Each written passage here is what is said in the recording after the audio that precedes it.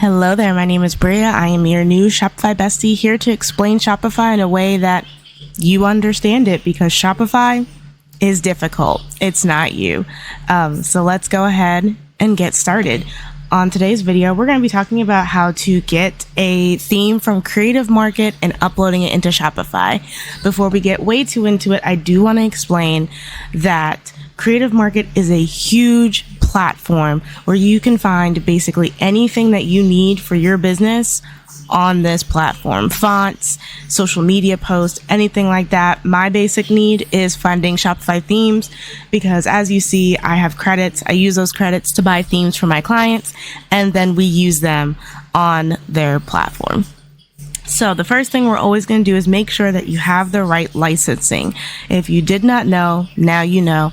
If you don't have the proper licensing for your website, and say this person, the studio Zash, finds out that I got it for personal use when it's really for commercial use, they could potentially have my website shut down or my client's website shut down for not having the correct license. If you've ever bought a theme from somewhere else, say on Shopify or Etsy, and licensing is not obtained correctly, your website can be shut down. So let's always make sure that we have the correct licensing when it comes to buying anything for your website, because that can be crucial. I have known many of people who have gotten their websites either a warning or completely shut down because of this. Now, they've been able to get it back up and running once they bought another website, another theme, but again, the hassle of doing that is just so difficult.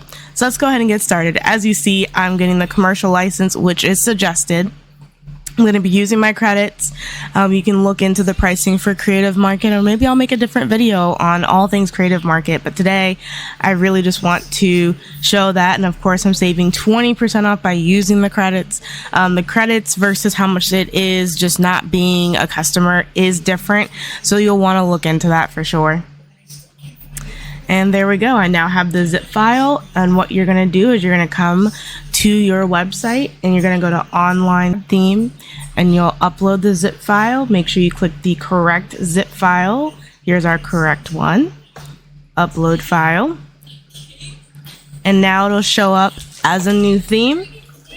And currently at this time, I'm going to do some updates on the theme first before I move it over. This is a brand new website. It still has a password protection on it, so it truly does not matter at this moment. However, I want to do a couple of things before I do that, as we do have a password page up for people to put their emails.